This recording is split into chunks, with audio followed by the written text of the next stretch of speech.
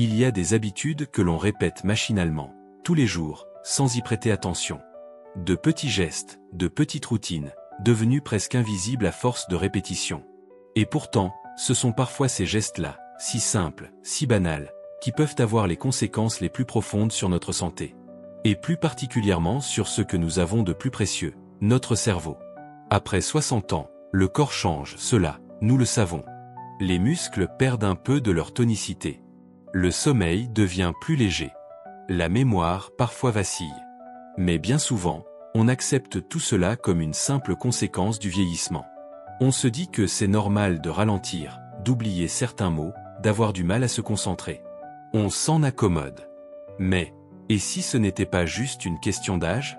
Et si, derrière cette fatigue mentale, ces petits trous de mémoire ou cette difficulté à organiser ses idées, se cachait une cause bien plus sournoise, bien plus insidieuse? Et surtout, une cause évitable. De nombreuses études menées en Europe et aux États-Unis nous alertent sur un fait troublant. Certaines habitudes modernes, très courantes, accélèrent silencieusement le vieillissement du cerveau. Ces habitudes n'entraînent pas de douleur immédiate, pas de symptômes spectaculaires. Elles n'attirent pas l'attention. Et c'est précisément cela qui les rend dangereuses. Elles grignotent les connexions neuronales, lentement, sans bruit. Jusqu'au jour où l'on se rend compte que l'on n'est plus aussi vif, aussi clair, aussi alerte. Ce que vous allez découvrir dans cette vidéo n'est pas une théorie alarmiste. C'est le fruit de dizaines de recherches cliniques, mais aussi d'observations très concrètes faites par des neurologues, des gériatres et des spécialistes du vieillissement cérébral. Des professionnels qui, année après année, constatent un lien évident entre certaines pratiques quotidiennes et l'augmentation des risques de déclin cognitif, voire d'AVC. Et avant de penser « cela ne me concerne pas », posons-nous une question simple. Combien de gestes, de routines, avez-vous adoptés sans jamais vous demander s'ils étaient réellement bons pour vous? Car la vérité, c'est que le cerveau ne crie jamais. Il murmure. Il signale. Il envoie des petits messages, que l'on ne reconnaît pas toujours. Un peu plus de confusion que d'habitude. Des noms qui échappent. Une fatigue mentale en fin de journée. Un mot qu'on cherche sans le trouver. Un rendez-vous oublié. Tout cela semble bénin. Mais pour un cerveau de plus de 60 ans, c'est parfois le début d'une lente dégradation, une descente silencieuse, imperceptible au départ, mais qui s'accélère avec les années. Et si cette trajectoire pouvait être ralentie, stoppée, voire inversée? C'est ce que nous allons explorer ensemble. Car oui, il existe des gestes protecteurs, simples, efficaces, que chacun peut adopter. Mais avant cela, il faut d'abord identifier le geste à risque, celui que beaucoup d'hommes et de femmes répètent chaque jour, sans jamais imaginer qu'il peut nuire à leur cerveau. Dans les prochains blocs, nous allons comprendre ce que le cerveau vit réellement après 60 ans. Découvrir comment certaines habitudes perturbent sa santé. Révéler le geste quotidien le plus sournois. Et surtout, vous proposer des solutions concrètes et réalistes pour protéger votre esprit, votre mémoire et votre vivacité. Vous n'avez pas à subir passivement les effets de l'âge. Vous pouvez agir et cela commence maintenant. Le cerveau est souvent perçu comme une machine incroyablement complexe. Et c'est vrai.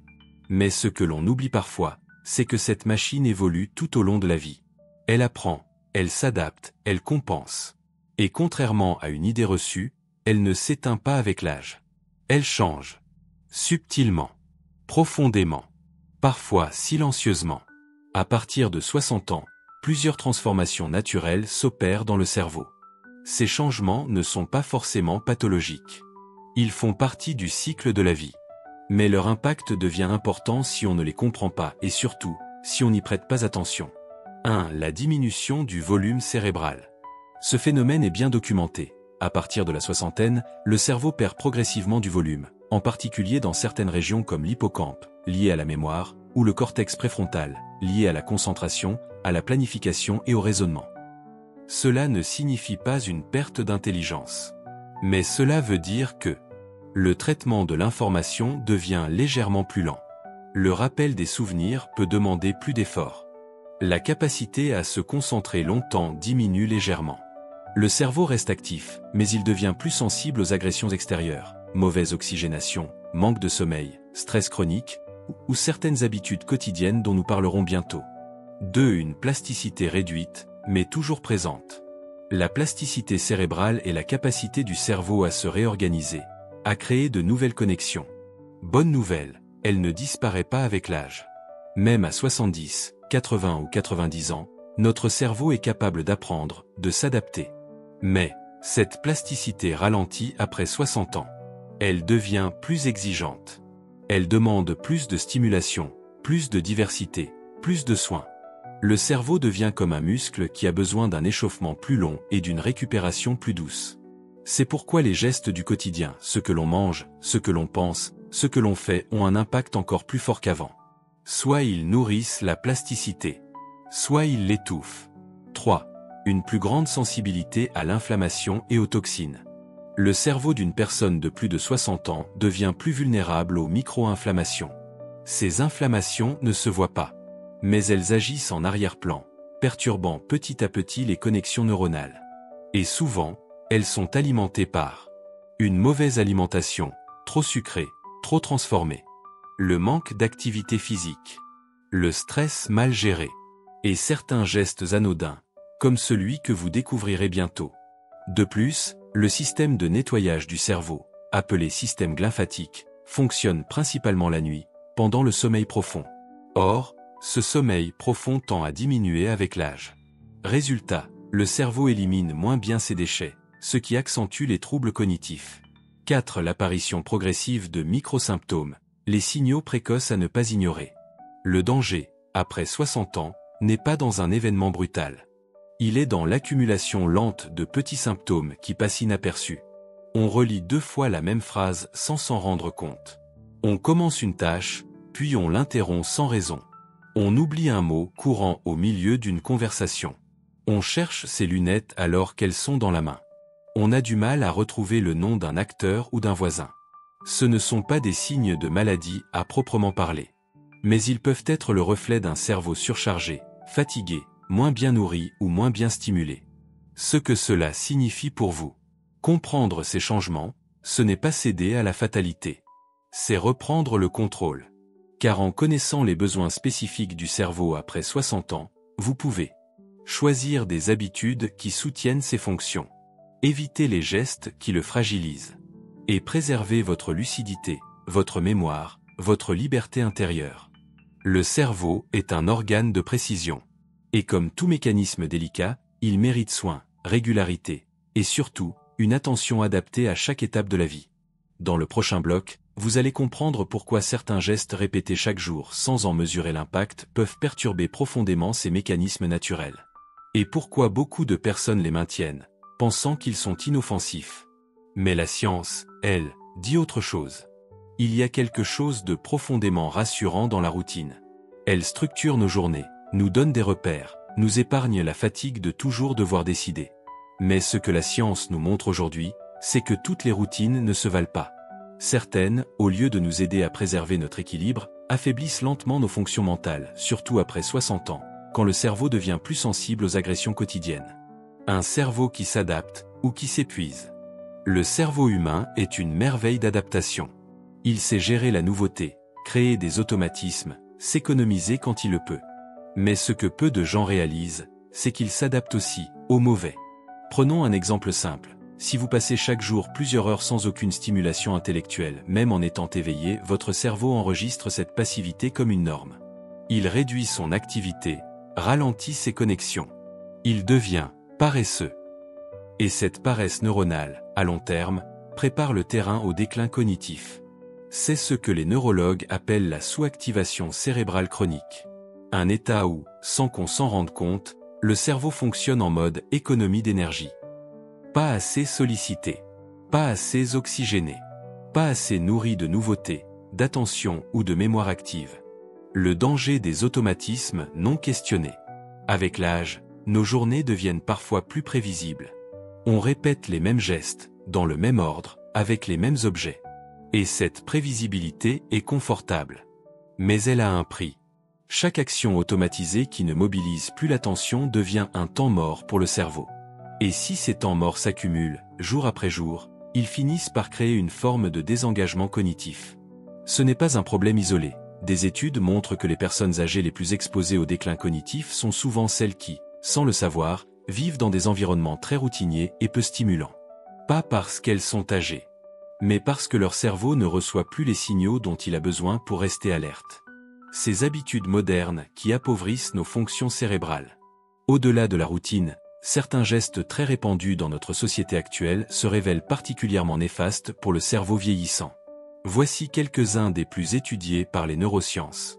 La sédentarité prolongée. Rester assis plusieurs heures d'affilée diminue l'oxygénation cérébrale et augmente le risque d'inflammation silencieuse. La consommation excessive d'écrans passifs, TV, réseaux sociaux. Elle réduit l'attention active, perturbe le sommeil et favorise l'atrophie de certaines zones du cerveau liées au langage et à la mémoire. Les repas riches en sucre rapide et en aliments ultra-transformés. Ils augmentent les pics de glycémie, nuisent aux artères cérébrales et affectent la clarté mentale. Le multitâche constant. Croire que l'on peut tout faire en même temps entraîne une dispersion de l'attention et une fatigue cognitive plus rapide. Le manque de contact humain profond, l'isolement, même léger, réduit les échanges complexes, pourtant essentiels à la vitalité cérébrale. Tous ces comportements, pris séparément, peuvent sembler anodins. Mais c'est leur accumulation quotidienne, souvent inconsciente, qui finit par fragiliser nos capacités mentales. Et le plus troublant, c'est que l'un de ces gestes en particulier est extrêmement courant. Il est même souvent perçu comme une habitude normale, voire nécessaire. Mais les études les plus récentes le pointent du doigt comme un facteur aggravant du risque d'AVC, de perte de mémoire et de confusion mentale chez les plus de 60 ans. Et vous, quels gestes répétez-vous sans les remettre en question? Ce n'est pas une question de culpabilité. C'est une question de lucidité. Car personne ne nous apprend à interroger nos gestes du quotidien. Et pourtant, c'est souvent là que tout commence. Dans les petits détails. Dans ce qu'on ne remarque plus. Et si vous êtes encore ici, à ce stade de la vidéo, c'est que vous avez déjà cette conscience. Ce réflexe de questionner, de comprendre, de prévenir. C'est un immense atout. Dans le prochain bloc, nous allons révéler ce fameux geste quotidien, répété par des millions de personnes chaque jour, qui selon les neurologues pourrait bien affaiblir silencieusement votre cerveau. Et surtout, vous comprendrez pourquoi il agit comme un poison lent, même s'il semble inoffensif à première vue. Depuis le début de cette vidéo, nous avons exploré ensemble les transformations naturelles du cerveau après 60 ans, les effets de la routine sur l'activité neuronale, et les signaux faibles que notre esprit envoie quand quelque chose ne va pas. Mais il est temps maintenant de répondre à la question centrale. Quel est ce geste du quotidien qui nuit autant à la santé cérébrale des seniors, parfois sans qu'ils ne s'en rendent compte? Ce geste, c'est le suivant.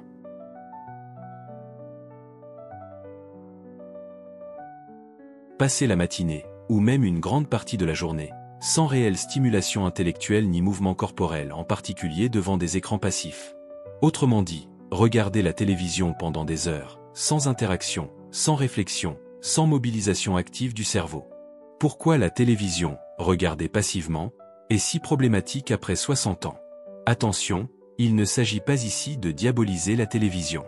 Regarder un bon documentaire, suivre une émission culturelle, ou rire devant une comédie peut être bénéfique.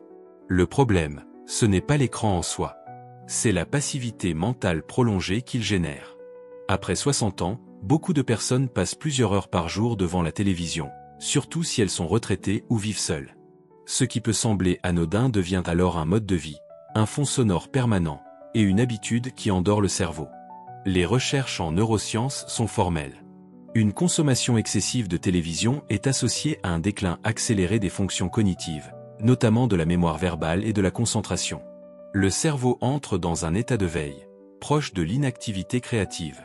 Il reçoit des images, des sons, des dialogues, mais il ne les traite pas de manière active. Il ne construit pas, il n'associe pas, il ne projette pas.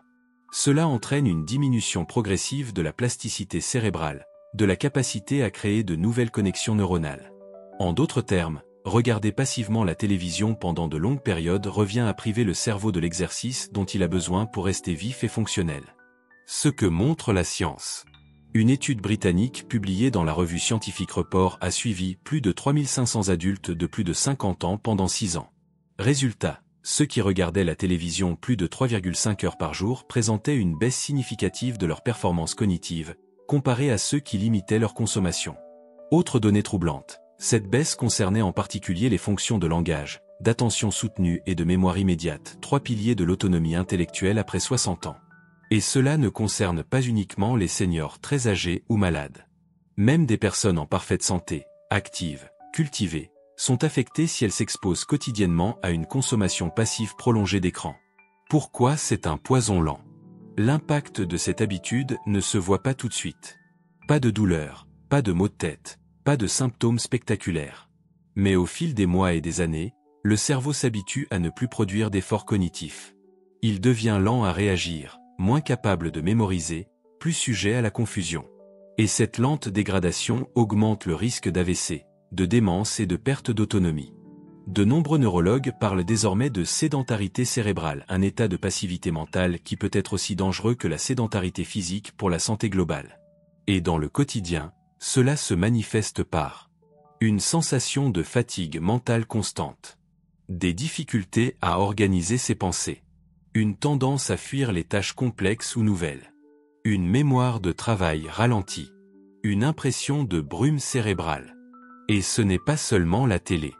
Le même phénomène s'observe avec le scroll prolongé sur les réseaux sociaux, les vidéos en boucle, sans but précis, sur YouTube, les jeux très simples et répétitifs sur tablette ou smartphone. Autrement dit, tout contenu qui occupe l'attention sans activer réellement la pensée critique ou la mémoire active. Cela ne veut pas dire qu'il faut tout arrêter, mais qu'il faut repenser notre rapport à ces outils. S'en servir consciemment, à petite dose, et compenser par des activités nourrissantes pour le cerveau. Ce que vous pouvez faire dès aujourd'hui. Si vous vous reconnaissez dans cette description, il n'est jamais trop tard pour agir.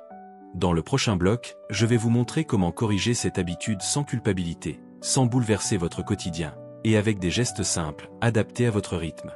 Car il est tout à fait possible de retrouver un cerveau plus vif, plus clair, plus fort, à condition de lui redonner ce dont il a besoin.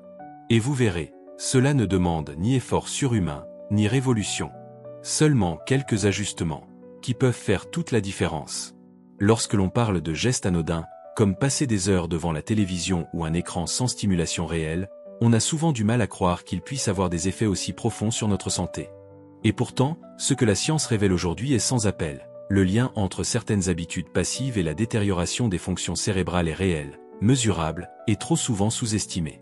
Dans ce bloc, nous allons explorer ce qui peut réellement se passer dans votre cerveau si cette habitude se répète pendant des années. Car les effets ne sont pas seulement mentaux ou cognitifs. Ils peuvent aller bien au-delà jusqu'à affecter votre autonomie, votre mémoire à long terme, voire votre espérance de vie. 1. La perte progressive de mémoire, le signal d'alarme le plus courant. Cela commence souvent de façon très subtile. Des prénoms qu'on oublie plus souvent. Une recette qu'on ne parvient plus à refaire sans vérifier. Un mot courant qu'on cherche pendant plusieurs secondes. Une conversation dont on oublie la moitié quelques heures plus tard. Ces petits oublis paraissent banals, et ils peuvent l'être au début. Mais lorsqu'ils deviennent fréquents, voire quotidiens, ils peuvent refléter une altération de la mémoire de travail et de la mémoire à court terme. Et cette dégradation progressive n'est pas un hasard. Elle est souvent liée à un manque de stimulation neuronale, à une mauvaise oxygénation du cerveau et à une réduction des connexions synaptiques. Le cerveau, comme un muscle, s'atrophie quand il n'est pas sollicité. Et chaque heure passée dans une posture passive, sans mouvement, sans réflexion, sans interaction, contribue à cette atrophie lente. 2. Un risque accru d'accident vasculaire cérébral, AVC. Peu de gens associent le mode de vie sédentaire et passif à un risque neurologique majeur, l'AVC.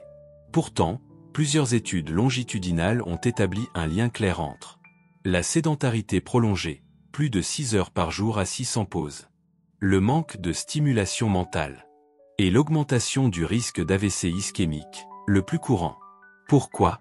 Parce qu'un mode de vie trop passif affecte la circulation sanguine, plus lente, moins fluide, la pression artérielle, souvent plus élevée, l'inflammation vasculaire, plus fréquente, et même la capacité du cerveau à réguler certains signaux chimiques essentiels.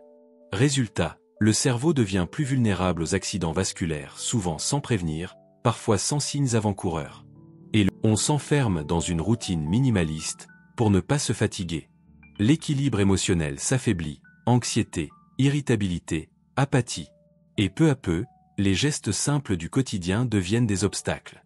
Il ne s'agit pas ici d'un scénario dramatique, mais d'une réalité vécue par des milliers de personnes chaque année.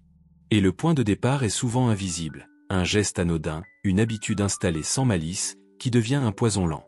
Le cerveau, peu sollicité, cesse d'envoyer des signaux clairs. La personne devient de plus en plus dépendante de ses proches, alors qu'elle aurait pu rester autonome plus longtemps. Symbole du point d'exclamation caractère gras 4. Un effet sur l'humeur, le sommeil et même le moral. Ce qu'on oublie souvent, c'est que le cerveau ne gère pas seulement la mémoire ou la parole. Il régule aussi notre humeur, notre niveau de stress, notre qualité de sommeil. Une vie trop passive, marquée par l'ennui, la répétition et le manque d'interaction, entraîne souvent une augmentation de l'anxiété et de l'irritabilité, un sommeil moins réparateur, une sensation de vide ou de baisse de motivation, un risque accru de dépression légère ou modérée. Et tout cela crée un cercle vicieux. Moins on stimule son cerveau, plus on se sent apathique, moins on a envie de bouger ou de réfléchir, et plus le cerveau s'éteint. Mais il existe une voie différente. La bonne nouvelle, c'est que ce processus n'est ni irréversible, ni inévitable. Le cerveau, même après 60 ou 70 ans, reste capable de se régénérer, de se reconnecter, de retrouver sa vitalité. Mais pour cela, il a besoin d'un peu de mouvement chaque jour, de micro-défis intellectuels, de contact humain réel, et d'un changement d'habitude progressif mais ciblé. Dans le prochain bloc, nous allons vous montrer comment corriger cette habitude néfaste sans stress, sans bouleversement, et de manière douce pour retrouver un cerveau plus vif, plus clair et plus autonome. Parce qu'à tout âge, il est encore temps de faire mieux pour soi-même. Après avoir compris les effets néfastes de certaines habitudes, notamment le temps passé passivement devant un écran ou dans des activités sans stimulation, la question essentielle est: que puis-je faire, concrètement, pour changer ça? Et cette question est d'autant plus importante que, passé 60 ans, beaucoup de personnes craignent de voir chambouler leur quotidien pour espérer protéger leur santé. Mais la vérité est tout autre. Il n'est jamais trop tard pour bien faire. Et surtout, vous n'avez pas besoin de tout changer. Quelques gestes bien choisis, répétés chaque jour, peuvent suffire à relancer l'énergie de votre cerveau. 1. Remplacez la passivité par de la stimulation douce. Au lieu de passer 2 heures devant la télévision en mode automatique, remplacez-en simplement 30 minutes par une activité qui stimule votre cerveau. Lire un article ou un chapitre de livre, peu importe le sujet. Écouter un podcast ou une émission de radio qui fait réfléchir. Apprendre quelques mots d'une autre langue. Résoudre un mot croisé, un jeu de logique ou une énigme visuelle. Écrire une petite note, une lettre, un souvenir. L'important n'est pas la perfection, mais l'intention. Activer les connexions cérébrales par la réflexion, la mémoire ou la créativité. 2. Bouger un peu chaque jour, même dans la maison. Le mouvement est l'un des meilleurs alliés du cerveau. Il améliore l'oxygénation, stimule la neurogenèse, création de nouveaux neurones, et favorise une meilleure concentration. Et pas besoin d'aller courir un marathon. Quelques exemples simples. Marcher 15 à 20 minutes autour du pâté de maison. Monter les escaliers, au lieu de prendre l'ascenseur. Danser chez soi sur une musique qu'on aime. Jardiner ou faire le ménage avec énergie. L'objectif? Faire circuler le sang dans le cerveau, réveiller les muscles, et envoyer un signal clair. Je suis vivant, actif, présent. 3. Créer de la nouveauté dans sa routine. Le cerveau aime la variété. Elle le force à créer de nouvelles connexions, à sortir des automatismes. Voici quelques idées très accessibles. Cuisiner une recette jamais essayée. Changer l'ordre des tâches le matin. Essayer une nouvelle activité manuelle ou créative. Prendre un chemin différent pour aller au marché. Écouter une musique d'un autre pays ou d'un autre style. Même une petite nouveauté dans la journée peut relancer les circuits de la mémoire, de l'attention et du plaisir. 4. Renouer avec les échanges humains réels. Parler, écouter, raconter, poser des questions, tout cela est de l'exercice pour le cerveau. Les conversations sont un entraînement cognitif naturel, car elles sollicitent la mémoire, le langage, l'attention et les émotions. Quelques suggestions.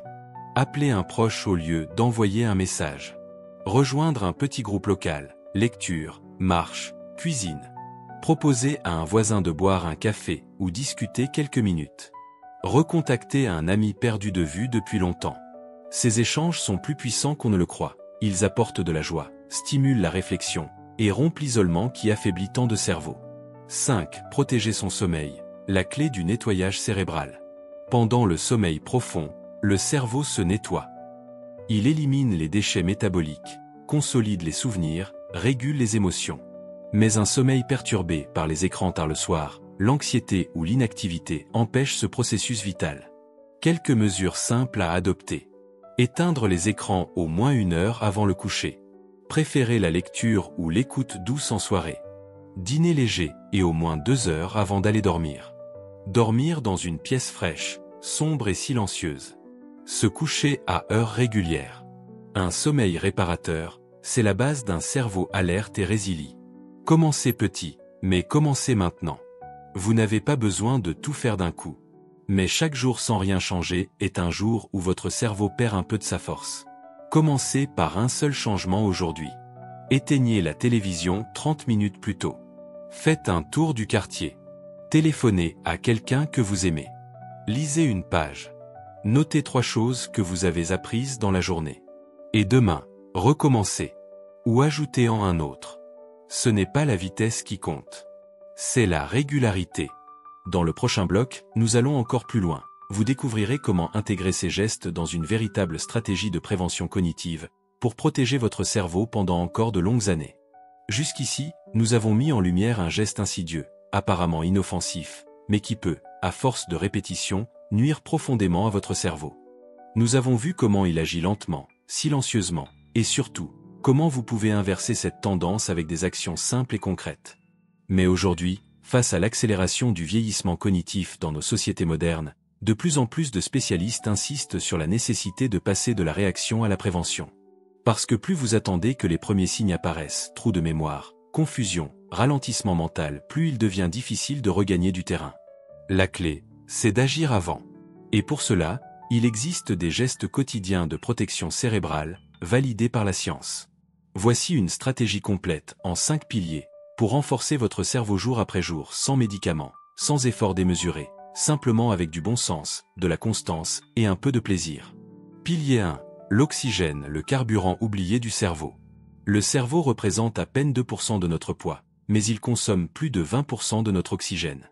Dès que l'oxygénation diminue à cause de l'inactivité, de la mauvaise posture, de la respiration superficielle, les fonctions mentales ralentissent. Conseil simple. Marchez tous les jours, même 10 minutes, si possible dehors. Étirez-vous régulièrement pour libérer la cage thoracique. Respirez profondément plusieurs fois par heure. Aérez votre logement au moins 2 fois par jour, même en hiver. Un cerveau bien oxygéné est un cerveau qui pense plus vite, mémorise mieux, et résiste davantage au stress. Pilier 2. L'alimentation, nourrir le cerveau de l'intérieur. Ce que vous mangez ne sert pas qu'à nourrir vos muscles ou à vous donner de l'énergie. C'est le carburant biochimique de votre cerveau. Certaines carences, en oméga 3, en vitamine B, en magnésium, en antioxydants, affaiblissent la mémoire, augmentent le brouillard mental et favorisent les inflammations cérébrales. Recommandations. Ajoutez des poissons gras, sardines, maquereaux, saumon, 2 fois par semaine. Utilisez de l'huile d'olive ou de colza en cru. Mangez des légumes colorés tous les jours, carottes, épinards, betteraves. Grignotez quelques noix, amandes ou graines, sans excès. Réduisez les sucres rapides, les produits industriels et l'alcool. Le cerveau aime ce qui est naturel, complet, équilibré et il vous le rend bien.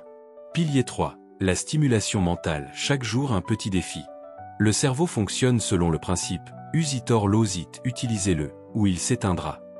Mais pas besoin de faire des équations ou de lire des traités de philosophie. Il suffit de lui proposer un défi, même léger, mais régulier. Exemple. Apprendre une nouvelle recette de cuisine. Changer l'ordre de ses habitudes. Résoudre un mot croisé ou un sudoku. Rechercher une information nouvelle chaque jour. Tenir un petit journal avec les événements marquants de la semaine. L'important, c'est de sortir de l'automatisme. Chaque effort cognitif, même minime, stimule les neurones. Pilier 4. Les relations humaines, un remède oublié contre le déclin. L'isolement est un facteur majeur de déclin cognitif. Mais l'interaction sociale régulière agit comme un entraînement cérébral. On écoute, on répond, on se souvient, on rit, on échange des émotions. C'est un vrai gymnase mental. Suggestion. Appelez un proche tous les 2 jours. Participer à un groupe d'activités, même ponctuellement. Rejoindre une association ou une initiative locale. Inviter des amis pour un café ou un repas simple. Discuter avec des commerçants, des voisins, des inconnus. Même de petites conversations régulières font une grande différence sur votre humeur et vos capacités mentales. Pilier 5. Le repos profond pour que le cerveau se régénère. Le sommeil, c'est le moment où le cerveau trie, range, nettoie et consolide. Mais beaucoup de personnes de plus de 60 ans dorment moins bien, ou moins longtemps. Bonne pratique. Ayez une routine du soir calme, lumière tamisée, écran éteint, lecture douce. Dîner léger, sans sucre rapide. Dormez dans le noir complet, au calme. Essayez la sieste courte si le besoin s'en fait sentir. En cas d'insomnie chronique, consultez un professionnel plutôt que de rester seul. Un cerveau reposé, c'est un cerveau plus lucide, plus rapide, plus joyeux. En résumé, un engagement simple avec vous-même. La prévention active, ce n'est pas un protocole rigide. C'est une alliance avec votre propre futur. Un engagement à faire, chaque jour, un petit pas vers plus de clarté, de mémoire, de liberté. Et la beauté de cette démarche, c'est qu'elle donne des résultats. Pas forcément du jour au lendemain, mais sous quelques semaines, vous sentirez la différence. Une meilleure concentration. Moins de confusion. Une humeur plus stable. Une envie de faire, de découvrir, de vivre pleinement. Et surtout, vous gagnez du temps. Car ce que vous construisez aujourd'hui, ce sont vos capacités de demain. Dans le prochain et dernier bloc, nous allons conclure avec une Shamada Para Asao Inspiradora, pour que vous puissiez ancrer cette transformation dès maintenant. Si vous êtes arrivé jusqu'ici, ce n'est pas un hasard. Cela signifie que vous êtes curieux, concerné, et prêt à comprendre ce que d'autres préfèrent ignorer. Et rien que cela est un signal extrêmement positif. Vous avez déjà enclenché un processus de transformation. Mais maintenant, il est temps de poser un geste fort. Pas spectaculaire. Pas difficile. Juste un petit engagement sincère. Un acte qui, répété chaque jour, changera votre cerveau pour les années à venir. Commencez par un seul changement aujourd'hui. Voici ma proposition. Avant ce soir, choisissez une seule chose dans tout ce que vous avez entendu aujourd'hui, et faites-la. Pas demain. Pas la semaine prochaine. Aujourd'hui. Exemple.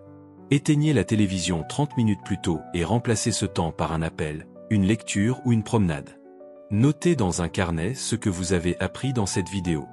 Marchez 10 minutes à l'air libre en observant les détails autour de vous. Faites un petit exercice de mémoire, récitez l'alphabet à l'envers ou essayez de mémoriser une liste simple. Coupez votre écran 1 heure avant le coucher et optez pour un moment calme. Ce petit geste devient une graine. Et jour après jour, il transforme votre routine. Il vous redonne confiance. Et surtout, il dit à votre cerveau, « Je suis là. Je m'occupe de toi. » On continue ensemble.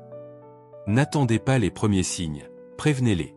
Trop de personnes attendent les premiers oublis sérieux, les mots qui ne viennent plus, les moments de confusion, pour se dire qu'il faut faire quelque chose. Mais souvent, c'est déjà le cerveau qui crie à l'aide. Et si vous pouviez éviter cela? Si vous pouviez continuer à lire, réfléchir, comprendre, raconter, aider, partager, jusqu'à un âge avancé en pleine possession de vos facultés? C'est possible. Et cela commence aujourd'hui. Vous n'êtes pas seul dans cette démarche. Chez Vitalité Naturelle, notre mission est simple. Accompagner celles et ceux qui veulent vivre mieux après 60 ans. Pas en promettant des miracles, mais en partageant des connaissances solides, des conseils pratiques, et surtout, du respect et de la clarté. Si cette vidéo vous a parlé, je vous invite à vous abonner à la chaîne pour recevoir nos prochaines vidéos. Activez la cloche pour ne rien manquer. Partagez cette vidéo avec un proche qui pourrait en bénéficier. Et surtout, laissez un commentaire, dites-nous ce que vous retenez, ce que vous avez testé, ou posez vos questions, nous vous lisons avec attention. Une vie plus lucide, plus vive, plus vous. Vieillir ne signifie pas décliner. C'est une nouvelle saison de la vie, où vous avez plus de liberté, plus de recul, plus de temps pour vous. Et en prenant soin de votre cerveau, vous vous offrez le plus beau des cadeaux. La liberté de penser par vous-même. L'autonomie de vos choix. La joie d'apprendre, encore et toujours. Et la clarté pour savourer chaque moment. Vous avez tout en vous pour avancer. Et nous sommes là pour vous y aider. À très bientôt sur Vitalité Naturelle. Prenez soin de vous et de votre esprit. Car c'est lui qui vous guide, encore, toujours.